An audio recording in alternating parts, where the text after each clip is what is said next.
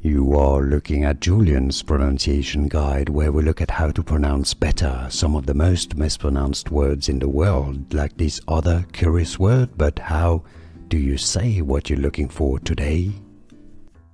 A very common word in English, but it's important to know how to pronounce it correctly. Balloon. Let's break down the pronunciation. You have two syllables.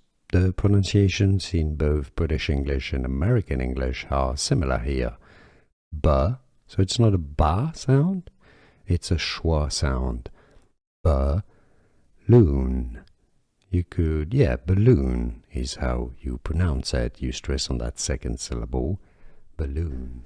Here are more videos on how to pronounce more confusing words and names too many mispronounced. Like this video if you found it useful. I appreciate your support. I'll see you soon and thanks for watching.